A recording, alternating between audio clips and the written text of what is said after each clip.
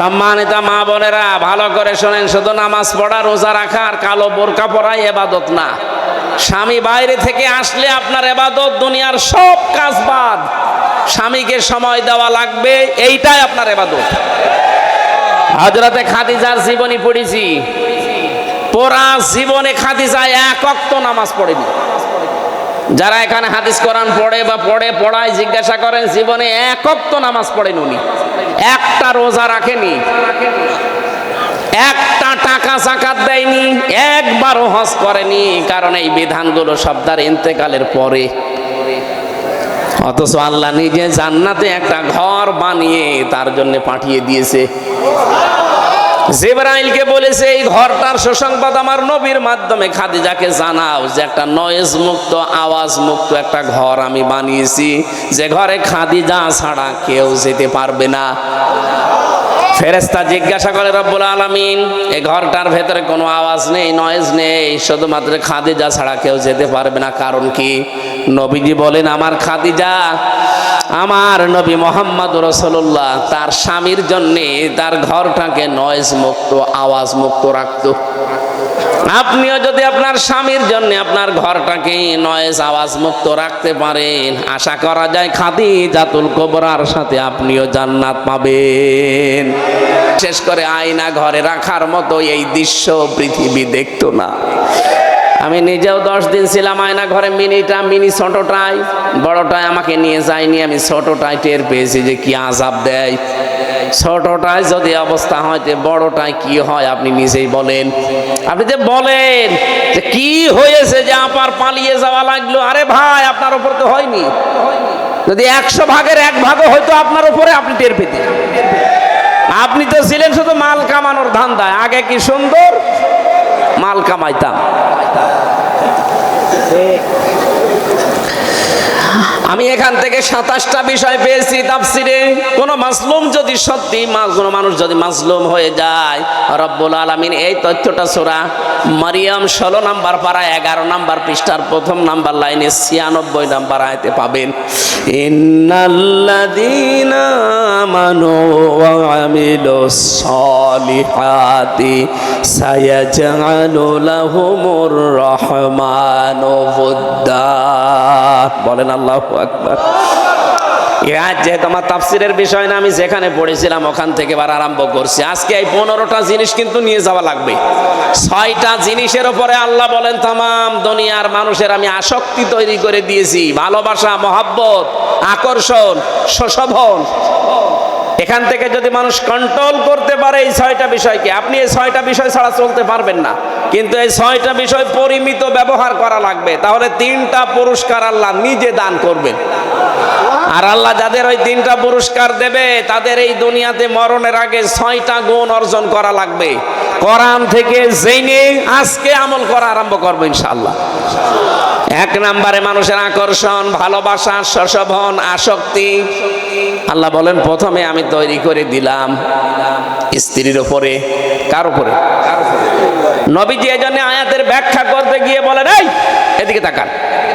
আল্লাহর নবী বলেন, আমার কাছে তামাম দুনিয়ায় 3টা জিনিস প্রিয়। 1 নম্বরে আমার নিজের স্ত্রী। কার স্ত্রী? আমার নিজের স্ত্রী। আমাদের কাছেও স্ত্রী ভালো লাগে, তবে নিজেরটা বাদ দিয়ে অন্যেরটা। এরকম মানুষ দেশে নেই? এখানে কত আল্লাহর ওলি বসে আছে, পাশের বাড়ির ভাবির সাথে উনি লাইন লাগিয়েছে।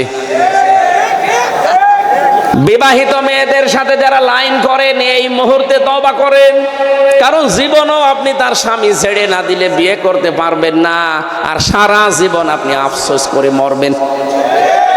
এই জন্য যারা বিবাহিত মেয়েদের সাথে লাইনে আছেন, মোবাইল নাম্বার এখনই ডিলিট করা লাগবে। কারা কারা করবেন হাত তোলেন তো,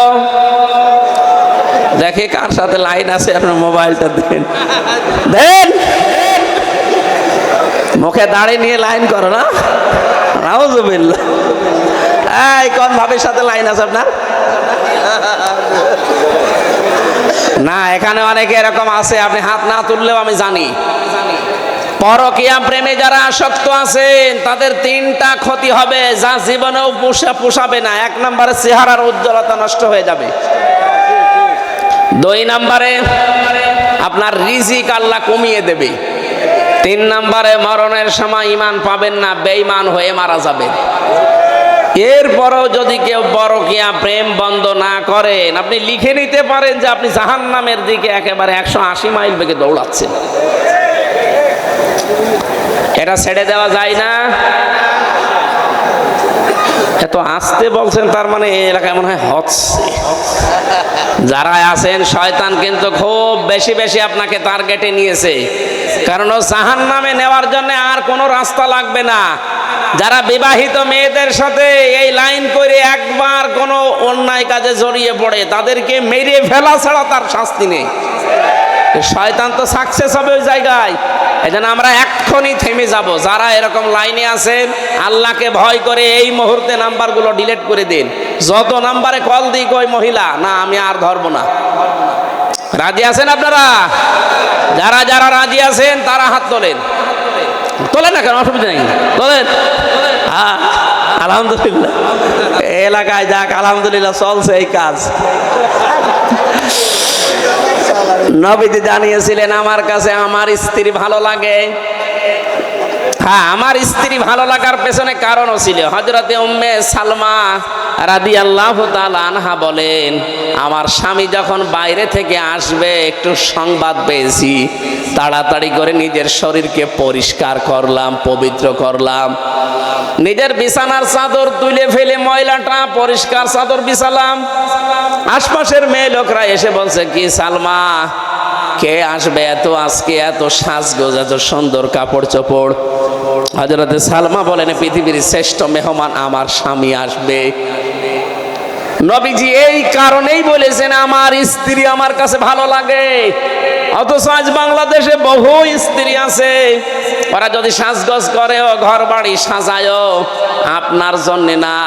যদি জিজ্ঞাসা করে কি গো আজকে এত নতুন কাপড়, বলে বোঝো না লোক আসবে। তার মানে আপনি ওর কাছে লোকই না, ওর কাছে লোক হচ্ছে ওর বিয়াই।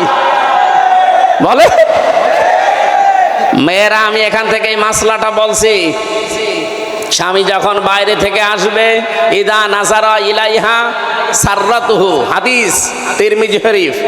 নবীজি বলেন মেয়েদের নেককার হওয়ার প্রথম গুণ এইটা, স্বামী বাইরে থেকে আসলে শত কাজ আছে সব বাদ দিয়ে স্বামীকে সালাম দিয়ে এমন একটা ব্যবহার আচার, এমন একটা ভয় ধরবেন, এমন একটা সাজগোজ দেখাবেন, এমন একটা ব্যবহার আচার তার সামনে কথাবার্তা বলবেন, সে যেন আপনার আচরণে খুশি হয়ে যায়। যে এরকম মহিলা এখন 100 জনের 98 জন না, 102 জনও পাওয়া যাবে না। এই কারণে আমার মনে হয় পরকীয়া প্রেম বাড়তেছে। ওরা বাইরে থেকে এসে স্ত্রীর কাছে রেসপন্স পায় না, যেটা পাওয়া দরকার ওইটা পায় না। তখন সময় প্রচন্ড গরম ছিল, আর যেই ময়দানে হাজিরা লক্ষ লক্ষ হাজিরা আশ্রয় নেয় যে গাছের নিচে, ওই গাছের নাম জিয়া গাছ, বাংলাদেশে আমরা নিম গাছ বলি। এই নিম গাছটা উনি লাগিয়ে দিয়েছিলেন। লক্ষ লক্ষ হাজি ওখানে যে আশ্রয় পায়, একটু ছায়া পেলে কি আরাম যে লাগে আমি নিজে তো টের পেয়েছি। কাবার ইমাম আমার মনে হয় ওই দিকে ইঙ্গিত করে, শহীদ জিয়াউর রহমান এই লোকটার নামে কাবার ওই মসজিদের নামে রাইতে দোয়া করছিলেন নাম ধরে। শহীদের শব্দটাকে আপনি যাই তাই মনে করেন, কাবার ইমামের মুখ দিয়ে শব্দটা এমনি উচ্চারণ আল্লাহ করে দেয়নি, কারণ শহীদ এই শব্দটা এত দামি। যদি কেউ শহীদ হয় তাকে আপনি মরে গেছে বলতে পারবেন না। কেউ যদি শহীদ হয় তাকে যদি বলেন যে মরে গেছে, কোরআনে কারিম একেবারে স্পষ্ট নিষেধ। সূরা বাকারা প্রথম নাম্বার না, সূরা বাকারার 2 নাম্বার পারার 2 নাম্বার পৃষ্ঠার 12 নাম্বার লাইনের 154 নাম্বার আয়াতে আছে, ওয়ালা তাকুলু লিমা ইয়াকতালু ফি সাবিলিল্লাহি আমওয়াত বাল আহইয়া ওয়ালাকিন লা তাশউরুন। রব্বুল আলামিন বলেন, যারা আমি আল্লাহর জন্য শহীদ হয়, যাদেরকে শহীদ করা হয়েছে, 2টা শব্দ বললাম, যারা আল্লাহর জন্য শহীদ হয় আর যাদেরকে শহীদ করা হয়েছে, এই মানুষকে তোমরা জীবনেও কোনো দিন মরে গেছে কথা বলবা না, মৃত বলবা না, কারণ তারা জীবিত কিন্তু তোমরা টের পাও না। কে বলছেন? মুখ দিয়ে মানুষ কথা বলে, এই জন্য আল্লাহ মুখের উপরে নোটিশ দিয়েছেন। মুখের পরে আর একটা জায়গা আছে, কোনটা? অন্তর। অন্তরে যেন কেউ ধারণাও না করে যে মরে গেছে লোকটা, না।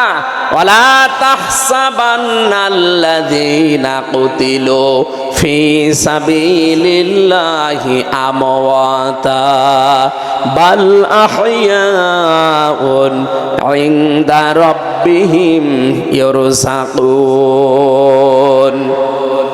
এটা সূরা আলে ইমরানে আছে, 4 নাম্বার পারা 11 নাম্বার পৃষ্ঠা 9 নাম্বার লাইনের 169 নাম্বার আয়াতে আছে। তাফসিরে ফি জিলালিল কোরআনে পাবেন। আল্লাহ বলেন ধারণাও করবি না, মুখে তো বলবি না, ধারণাও করবি না অন্তর দিয়ে যে যারা আমি আল্লাহর জন্য মারা গেছে, শহীদ হয়েছে, যে বলবি না যে মরে গেছে। না, যারা শহীদ হয় এরা মরে না, এরা জীবিত, এরা আমি আল্লাহর কাছে খাই। সুবহানাল্লাহ বলতে পারেন না? বলেন তো, ঘুমিয়ে থাকলে খাওয়া লাগে? বলেন না কেন? জেগে থাকলে? আরো জোরে বলেন। খেলে মানুষের রক্ত, গোশত, চর্বি এগুলো তৈরি হয়। এই জন্য শহীদ যারা, এরা যেহেতু মরে না, জিন্দা, জীবিত, ওরা কিয়ামত পর্যন্ত আল্লাহ নিজে ওদেরকে কুদরতের খাবার খাওয়াবেন। দুইটা পরিবারের নাম বললাম, দুইটা পরিবারই বাংলাদেশের। একটাকে মানুষ আজ ফ্যাসিস্ট বলে জানে, আর একটাকে আজ মানুষ বাংলাদেশে মাজলুম পরিবার বলে জানে। এমন মাজলুম ছিল, আপনি তাকান, মারা গেছে লোকটা কতদিন আগে, শহীদ হয়ে গেছে, তাকে শহীদ করা হয়েছে। তার বিধবা স্ত্রীকে এক কাপড়ে পর্যন্ত অনেকে হিংসার বশবর্তী হয়ে বাড়ি থেকে বের করে দিয়েছে। তার একটা ছেলেকে যন্ত্রণা দিয়ে মেরেই ফেলেছে, আর একটাকে তো প্রবাসেই পাঠিয়েছে, নির্বাসনে আছে। এই জন্য মাজলুম যারা এই পৃথিবীতে, তাদের প্রতি সৃষ্টি জগৎ একটা আলাদা ভালোবাসা আল্লাহ তৈরি করে দেয়। এই দুই পরিবার আপনি, আমি বাকি পরিবারের কথাগুলো বাদই দিলাম, এই দুই পরিবার আপনি সামনে রাখেন, আর বাংলার 18 কোটি জনগণকে সামনে রাখেন। আমার মনে হয় 100 জনের 96 জন অন্তত এই মাজলুম পরিবারটার প্রতি তাদের আসক্তি পেশ করবে, ভালোবাসা, মহাব্বত, মায়া, এইটা আগ্রহ পেশ করবে। আর 100 জনের হয়তো 4 জন হয়তো ওই পরিবারকে বলবে না, এইভাবে মারা ঠিক হয়নি, অন্যভাবে মারার দরকার ছিল।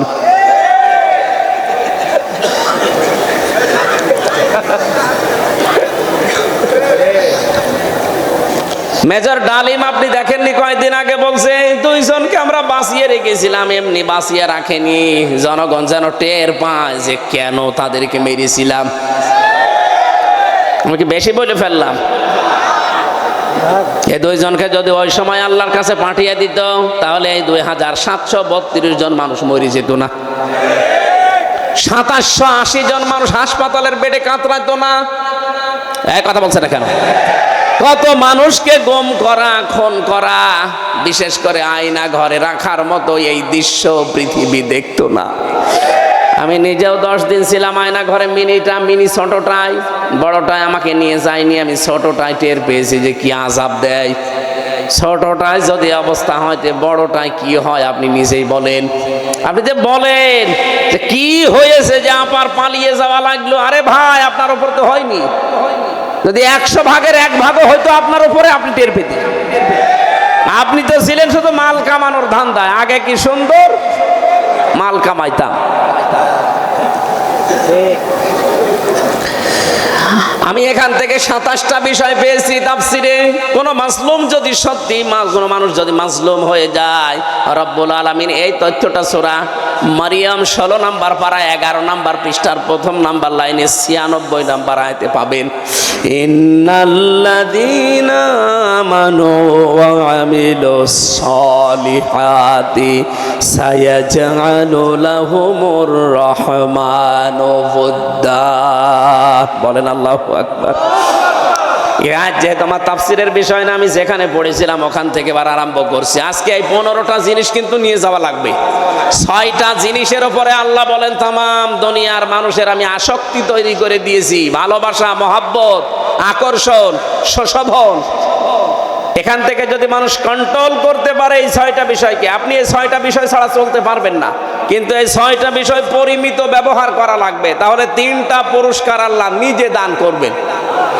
আর আল্লাহ যাদের ওই 3টা পুরস্কার দেবে তাদের এই দুনিয়াতে মরণের আগে 6টা গুণ অর্জন করা লাগবে। কোরআন থেকে জেনে আজকে আমল করা আরম্ভ করবো ইনশাআল্লাহ। 1 নম্বরে মানুষের আকর্ষণ, ভালোবাসা, সুশোভন, আসক্তি। আল্লাহ বলেন প্রথমে আমি তৈরি করে দিলাম স্ত্রীর উপরে। কার উপরে? নবীজি এজন্য আয়াতের ব্যাখ্যা করতে গিয়ে বলেন, এই এদিকে তাকান। আল্লাহর নবী বলেন আমার কাছে তামাম দুনিয়ায় 3টা জিনিস প্রিয়। 1 নম্বরে আমার নিজের স্ত্রী। কার স্ত্রী? আমার নিজের স্ত্রী। আমাদের কাছেও স্ত্রী ভালো লাগে, তবে নিজেরটা বাদ দিয়ে অন্যেরটা। এরকম মানুষ দেশে নেই? এখানে কত আল্লাহর ওলি বসে আছে, পাশের বাড়ির ভাবির সাথে উনি লাইন লাগিয়েছে। বিবাহিত মেয়েদের সাথে যারা লাইন করেন এই মুহূর্তে তওবা করেন, কারণ জীবনও আপনি তার স্বামী ছেড়ে না দিলে বিয়ে করতে পারবেন না, আর সারা জীবন আপনি আফসোস করে মরবেন। এই জন্য যারা বিবাহিত মেয়েদের সাথে লাইনে আছেন, মোবাইল নাম্বার এখনই ডিলিট করা লাগবে। কারা কারা করবেন হাত তোলেন তো দেখে, কার সাথে লাইন আছে আপনার মোবাইলটা দেন, দেন। মুখে দাড়ি নিয়ে লাইন করো না, নাউজুবিল্লাহ। এই কোন ভাবির সাথে লাইন আছে আপনার? না, এখানে অনেকে এরকম আছে, আপনি হাত না তুললেও আমি জানি। পরকীয়া প্রেমে যারা আসক্ত আছেন তাদের 3টা ক্ষতি হবে, যা জীবনেও পোষাবে না। 1 নম্বরে চেহারার উজ্জ্বলতা নষ্ট হয়ে যাবে।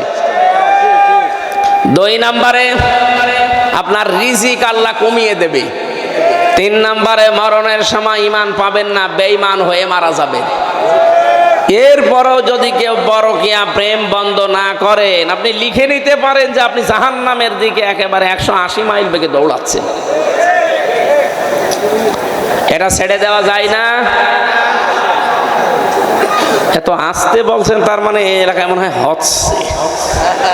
যারা আছেন শয়তান কিন্তু খুব বেশি বেশি আপনাকে টার্গেটে নিয়েছে, কারণ ও জাহান্নামে নেওয়ার জন্য আর কোনো রাস্তা লাগবে না। যারা বিবাহিত মেয়েদের সাথে এই লাইন করে একবার কোনো অন্যায় কাজে জড়িয়ে পড়ে, তাদেরকে মেরে ফেলা ছাড়া তার শাস্তি নেই। শয়তান তো সাকসেস হবে ওই জায়গায়। এজন্য আমরা এক্ষুনি থেমে যাব। যারা এরকম লাইনে আছেন, আল্লাহকে ভয় করে এই মুহূর্তে নাম্বারগুলো ডিলিট করে দিন। যত নাম্বারে কল দিই কই মহিলা, না আমি আর ধরবো না। রাজি আছেন আপনারা? যারা যারা রাজি আছেন তারা হাত তোলেন। তোলেন না কেন, অসুবিধা নেই, তোলেন। হ্যাঁ, আলহামদুলিল্লাহ। এলাকায় যাক, আলহামদুলিল্লাহ চলছে এই কাজ। নবীজি জানিয়েছিলেন আমার কাছে আমার স্ত্রী ভালো লাগে। হ্যাঁ, আমার স্ত্রী ভালো লাগার পেছনে কারণও ছিল। হযরতে উম্মে সালমা রাদিয়াল্লাহু তাআলা আনহা বলেন, আমার স্বামী যখন বাইরে থেকে আসবে একটু সংবাদ পেয়েছি, তাড়াতাড়ি করে নিজের শরীরকে পরিষ্কার করলাম, পবিত্র করলাম। নিজের বিছানার চাদর তুলে ফেলে ময়লাটা পরিষ্কার চাদর বিছালাম। আশপাশের মেয়ে লোকরা এসে বলছে, কি সালমা, কে আসবে এত আজকে, এত সাজগোজ, এত সুন্দর কাপড় চোপড়? হযরতে সালমা বলেন, পৃথিবীর শ্রেষ্ঠ মেহমান আমার স্বামী আসবে। নবীজি এই কারণেই বলেছেন আমার স্ত্রী আমার কাছে ভালো লাগে। অথচ আজ বাংলাদেশে বহু স্ত্রী আছে, ওরা যদি সাজগোজ করেও, ঘর বাড়ি সাজায়ও, আপনার জন্যে না। যদি জিজ্ঞাসা করে, কি গো আজকে এত নতুন কাপড়, বলে বোঝো না, লোক আসবে। তার মানে আপনি ওর কাছে লোকই না, ওর কাছে লোক হচ্ছে ওর বিয়াই। বলে মেয়েরা, আমি এখান থেকে এই মাসলাটা বলছি, স্বামী যখন বাইরে থেকে আসবে, ইদা নাজারা ইলাইহা সাররাতুহু, হাদিস তিরমিজি শরীফ। নবীজি বলেন মেয়েদের নেককার হওয়ার প্রথম গুণ এইটা, স্বামী বাইরে থেকে আসলে শত কাজ আছে সব বাদ দিয়ে স্বামীকে সালাম দিয়ে এমন একটা ব্যবহার আচার, এমন একটা ভয় ধরবেন, এমন একটা সাজগোজ দেখাবেন, এমন একটা ব্যবহার আচার তার সামনে কথাবার্তারা বলবেন, সে যেন আপনার আচরণে খুশি হয়ে যায়। যে এরকম মহিলা এখন 100 জনের 98 জন না, 102 জনও পাওয়া যাবে না। এই কারণে আমার মনে হয় পরকীয়া প্রেম বাড়তেছে। ওরা বাইরে থেকে এসে স্ত্রীর কাছে রেসপন্স পায় না, যেটা পাওয়া দরকার ওইটা পায় না। তখন ওই সময় তার মাত্র 7 বিঘা জমি ছিল। সপ্ত ফেরেশতারা 5 বছরে তার দিয়ে গেছে। কি করবেন এই জমি নিয়ে আপনি? এত জমি কি হবে আপনার? দুনিয়া চলতে যতটুকু লাগে ওর বেশি বাড়বেন না, দুনিয়া চলতে যতটুকু লাগে ওর কমে গেলে আপনার আবার ঈমান টিকিয়ে রাখা কঠিন হবে। এই যে জামাটা, এর হাতা ঠিক আছে না? কথা বলে দেখেন, এটা যদি আমি এই পর্যন্ত দেই, মানুষ বলবে তা কাটা, আর এটা যদি এইভাবে এই পর্যন্ত রাখি, মানুষ বলবে তাও তা কাটা। এই জন্য জামাটা ঠিক আছে, দুনিয়াও ঠিক, এইভাবে চলা লাগবে। যতটুকু না হলে না, ততটুকু বেশি করা যাবে না, কম করলে আপনি ঈমান রাখতে পারবেন না। তখন আবার এই আকাশের চাঁদ দেখেই মনে হবে এটা মনে হয় রুটি। এই যে 6টা জিনিসের নাম তোমাদের সামনে বললাম, এগুলো কিন্তু সব ভোগের বস্তু।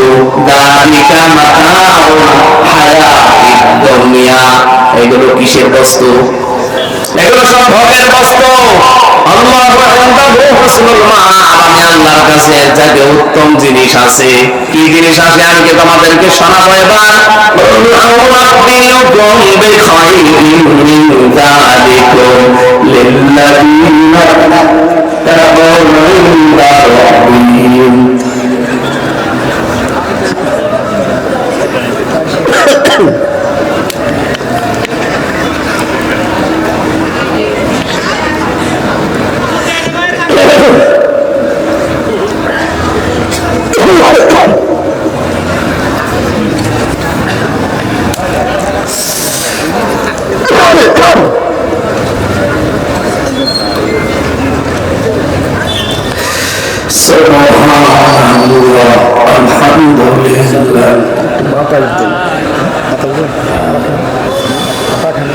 যা আছে তাই দিয়ে দেন।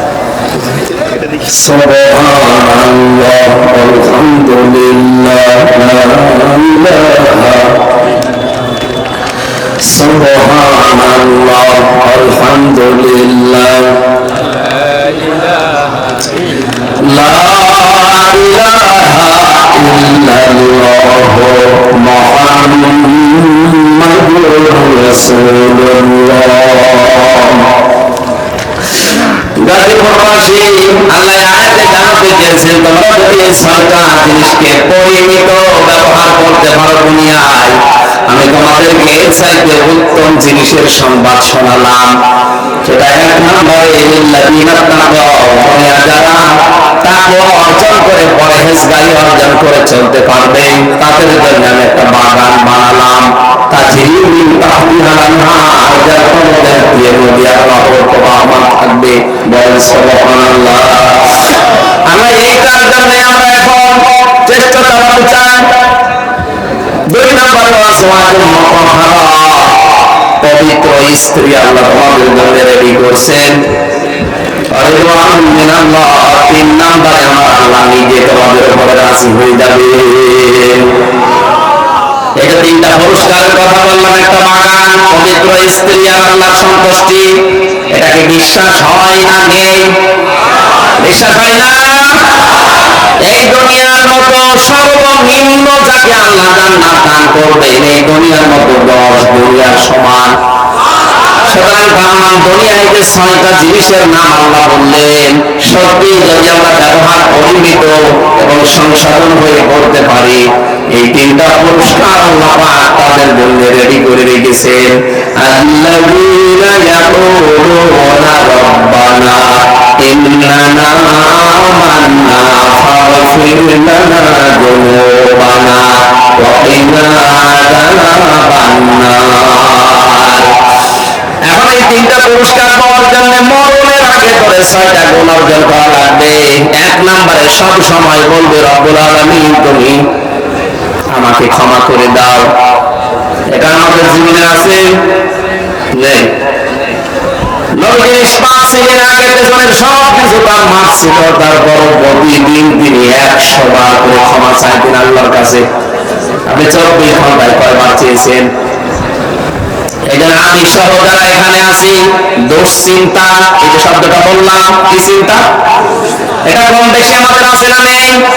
এটা থেকে মুক্ত হওয়ার জন্য একটা আমল 24 ঘন্টা যখনই সময় পাবেন মনে আসলেই পড়বেন আস্তাগফিরুল্লাহ, আস্তাগফিরুল্লাহ। আল্লাহ বলেন এইটার জন্য আমি তোর দুশ্চিন্তা দূর করব। হযরত নূহ আলাইহিস সালামকে জামানার লোকেরা জিজ্ঞাসা করেছিল, আল্লাহর নবী নূহ, আমরা দুনিয়ার সম্পদ চাই। কেউ বলেছে আমি সন্তান চাই, কেউ বলেছে আমি বাগান চাই, কেউ বলেছে আমি বৃষ্টি চাই। হযরত নূহ এই 4 প্রকার মানুষকেই বললেন তোমরা পড়ো আস্তাগফিরুল্লাহ। তার খাদেম যিনি ছিলেন জিজ্ঞাসা করছেন, আল্লাহর নবী 4 প্রকার লোক আসলো আপনার কাছে, 4টা জিনিস চাইলো আর আপনি সবাইকে বললেন যে আস্তাগফিরুল্লাহ। এত সব রোগের এক ঔষধ হয়ে গেল। আল্লাহ রাব্বুল আলামিন হযরত নূহ আলাইহিস সালামকে তিনি ওই সময় জানিয়েছিলেন, নূহ তোমার উম্মতদেরকে জানিয়ে দাও, ফাকুলতুস্তাগফিরু রাব্বাকুম ইন্নাহু কানা গাফফারা ইউরসিলিস সামাওয়াতি হবে ইনশাআল্লাহ। আমি জেলখানায় 3 বছর অসুস্থ হয়ে পড়েছি, ওখানে মানবিক বিশেষ করে পারিবারিক জীবন নিয়ে বই লিখেছিলাম। পারিবারিক জীবনে দাম্পত্য কলহ কেন হয় এবং তার সমাধান কিভাবে করা লাগে। এখানে আমার যে গাড়িটা ছিল গাড়িতে পাওয়া যাবে, যদি গাড়ি কোনো চলে যায় ওই ওখানে আছে। আপনার স্ত্রীর জন্য মেয়ের জন্য নিয়ে পড়াবেন পুরাটা, আশা করছি অনেক উপকার পাবেন। আল্লাহুম্মা আমিন। লা ইলাহা ইল্লা আনতা সুবহানাকা ইন্নী কুনতু মিনাজ জালিমিন। আল্লাহুম্মা আগফিরলি ওয়ারহামনি ওয়াহদিনি ওয়াআফিনি ওয়ারযুকনি ইয়া রাব্বাল আলামিন। মাথা নিচু করেন, চোখ বন্ধ করেন, মাথা নিচু করেন, চোখ বন্ধ করেন। রব্বুল আলামিন, সারাটা জীবন অপরাধ করেছি, সারাটা জীবন অপরাধ করে করে জীবনটা নষ্ট করে ফেলেছি। হাত ওঠায় কথা বলবো ভয় করে, লজ্জা করে। পেছনে তাকালে মনে হয় জাহান্নামের আগুন দাও দাও করে জ্বলছে। এমন কোন অপরাধ নেই যা আমাদের জীবনে নেই, বিশেষ করে আমার এই জীবনে এমন কোন গুনাহ নেই যা বাকি আছে আমাদের জীবনে। আল্লাহ গুনার দিকে তাকালে হয়তো তোমার মাফ করতে ইচ্ছে করবে না। তোমার রহমতের দিকে তাকাও, জিন্দেগীর গুনাহগুলো এখনই মাফ করে দাও। তোমার হাবিব জানিয়েছেন কোন মানুষের অপরাধ যদি আল্লাহ মাফ করে দেয় ওই জায়গাটা ফাঁকা রাখে না, আল্লাহ পুরাটা নেকি দিয়ে পরিবর্তন করে দেয়। তোমার কোরআন শুনতে এসেছিলাম, আল্লাহ তাআলা 6টা জিনিসের প্রতি তুমি আসক্তি তৈরি করে দিয়েছেন, নিজে জানিয়ে দিলে। এগুলো ব্যবহার যদি সঠিকভাবে করা যায় পরিমিত, তাহলে 3টা পুরস্কারের ঘোষণা দিয়েছ। জীবন দর্শন এই জীবনে 6টা গুণ তুমি অর্জন করার জন্য আমাদেরকে তাকিদ দিয়েছ। মেহেরবানি করে 15টা জিনিস তুমি আমাদেরকে এই দুনিয়ায় আমল করার তৌফিক দাও। মাহফিলের আয়োজন করতে গিয়ে তোমার যে বান্দা-বান্দীরা শ্রম দিয়েছে, তোমার বান্দাদের শ্রম কবুল করো। কালিয়াকৈর কেন্দ্রীয় অর্গান মসজিদ কমিটি যত মানুষ এই এলাকায় ব্যবসা বাণিজ্য করে, আল্লাহ এই বাজারের ব্যবসায়ীদের উপর তোমার রহমত নাযিল করো। আসমান জমিনের বালা মুসিবত থেকে আমাদেরকে তুমি বাঁচাও। রব্বুল আলামিন, মাহফিলের সম্মানিত সভাপতি একজন হাজী মানুষ হাজী আব্দুর রহমানকে কবুল করো। আমাদের প্রধান অতিথি আল্লাহ তাআলা এলাকার দুটি সন্তান, তোমার বান্দাকে তুমি একটা বিশাল দায়িত্ব দিয়েছো এলাকার সামনে। যদি তোমার বান্দার দ্বারা মানবতার সেবা হবে, তোমার দিনের কাজ হবে, তোমার ইলমে যারা থাকে মেহেরবানি করে তাকে সঠিক দায়িত্ব দিয়ে দিও। একজন মাসলুম মানুষ জনাব হুমায়ুন কবির খান, আল্লাহ তাআলা তোমার এই ভবনকে তোমার হাতে দিয়ে গেলাম করুন। বিশেষ অতিথি ভবন অংশের নাম তারা দিয়ে